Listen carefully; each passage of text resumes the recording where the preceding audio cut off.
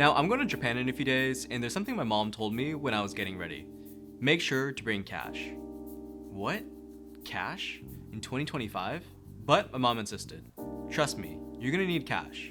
At least for once you first get there. I did a quick Google search, and yeah, turns out she's right again.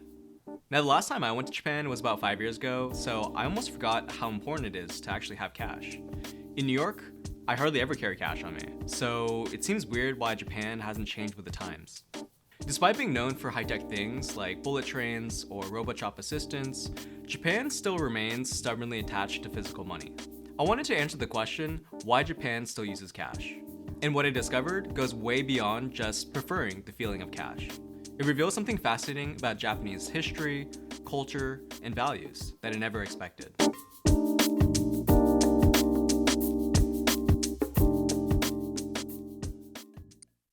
Okay, so I just got to the airport, and let's walk through the numbers because they're pretty staggering. While countries like Sweden have their cash transactions down about 15%, US about 30%, Japan is estimated to still have cash transactions around 60 to 80%. I mean, we're talking about the country that gave us Sony, Nintendo, even made QR codes. Yet walk into many ramen restaurants, family-owned businesses, and even some department stores, they still require cash rather than taking debit transactions. So what's going on here? To understand Japan's relationship with cash, we need to look back a few decades. After World War II, Japan experienced what economists call an economic miracle, transforming from a war-devastated nation into the world's second largest economy. During this period of rapid growth, Japan developed a unique banking system built on stability and cash liquidity. Bank branches established themselves in neighborhoods throughout the country, and people developed strong personal relationships with their bankers. Meanwhile, credit cards were making their way into American wallets in the 1950s and 60s, but Japan was building its economy on different principles, emphasizing saving rather than borrowing and developing a culture aversion to debt. The Japanese government actively promoted saving through programs like the National Postal Banking System, which became the world's largest savings institution. By the time credit cards started gaining popularity in Western countries, Japan had already established financial habits centered around cash. When the asset price bubble burst in the early 1990s, leading to Japan's lost decade of economic stagnation, trust in financial institutions were severely damaged, reinforcing the public's preference for tangible cash.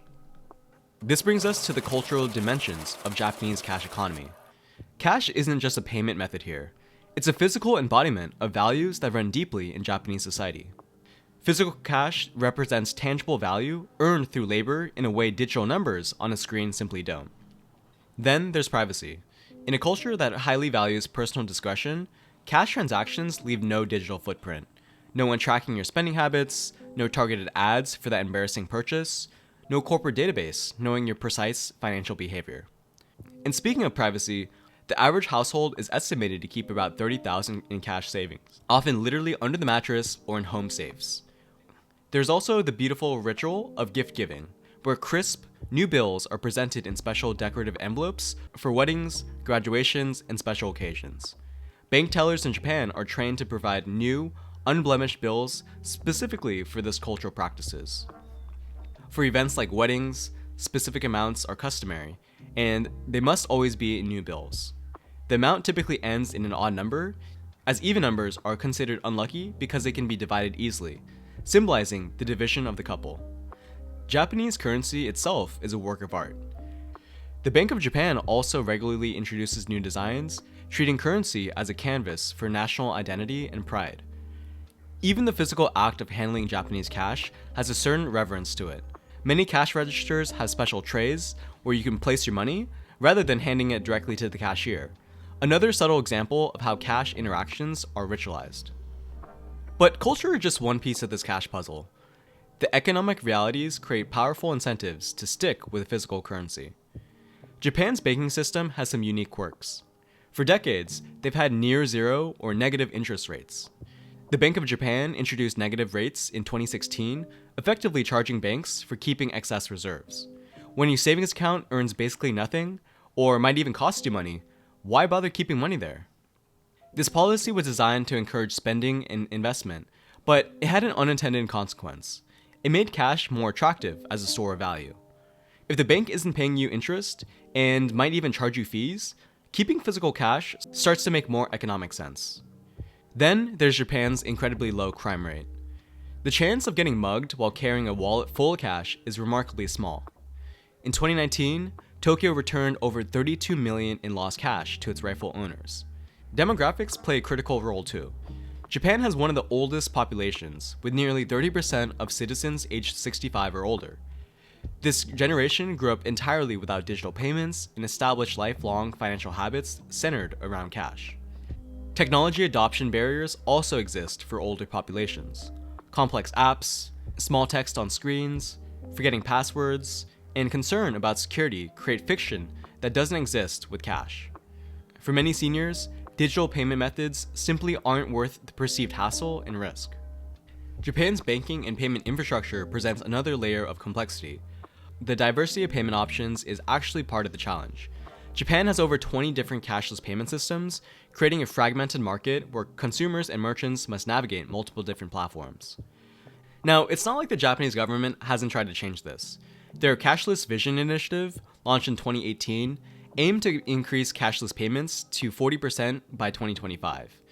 The pandemic created another push towards cashless options. COVID-19 raised concerns about the hygiene of handling physical currency, prompting more businesses to adopt contactless options. Despite these challenges, Japan's digital payment ecosystem is gradually evolving. Services like PayPay, LinePay, and mobile Suica cards are gaining popularity, especially among younger generations. In 2023, the government introduced a common QR code called JPQR to address this fragmentation.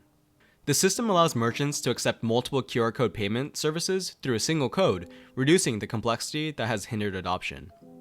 Mobile Suica, the digital version of the transit card used on Japan's railway systems, has been particularly successful in bridging traditional and digital payment worlds. Originally designed just for train fares, it's now accepted at convenience stores, vending machines, and other retailers. Foreign tourism is another huge driver for change. When 40 million tourists a year show up waving their credit cards, businesses start to adapt. Tourist-heavy areas of Tokyo, Kyoto, and Osaka have seen the fastest adoption of digital payment options. Perhaps the most powerful force for change is the generational shift underway. While the grandparents keep cash in home safes, Gen Z Japanese are increasingly comfortable with digital wallets. They're asking why their high-tech country is still counting coins. As we look ahead, experts predict a gradual transition rather than an abrupt shift away from cash in Japan. The Bank of Japan is developing a central bank digital currency as a digital alternative to physical yen, though officials emphasize it would complement rather than replace cash. This gradual approach reflects broader Japanese values of social inclusion. Ensuring that elderly populations and those in rural areas aren't left behind by technological change is a priority for policymakers. So what does Japan's cash paradox teach us? Maybe that technological advancement doesn't have to mean abandoning systems that work. That sometimes the most futuristic societies are the ones that thoughtfully choose which traditions to preserve. Cash in Japan isn't just about resistance to change. It's about values like privacy, tangibility, security, and independence from systems that can fail. It's about intergenerational wisdom, disaster preparedness, and financial self-reliance. It also reveals something profound about technological adoption. The most successful innovations don't just offer technological improvements. They must align with the cultural values and address real needs. Japan's selective approach to modernization shows how societies can integrate new technologies without abandoning meaningful traditions. Will Japan eventually go cashless? Probably, but it will happen on Japan's own terms and timeline. And I wouldn't be surprised if they leapfrog our current systems entirely with something that we haven't even imagined yet. Perhaps biometric payments or digital currency solutions that preserve the privacy and tangibility people value in cash. What's certain is that Japan won't simply copy Western models. The country that gave us the Walkman, the bullet train, and emoji will forge its own path through the digital payment revolution, blending innovation with tradition in ways that reflect its unique cultural identity. So if you're planning a trip to Japan, take my mom's advice. Bring cash. Your high-tech adventure through robot restaurants and anime districts might still require those ancient paper rectangles we call money.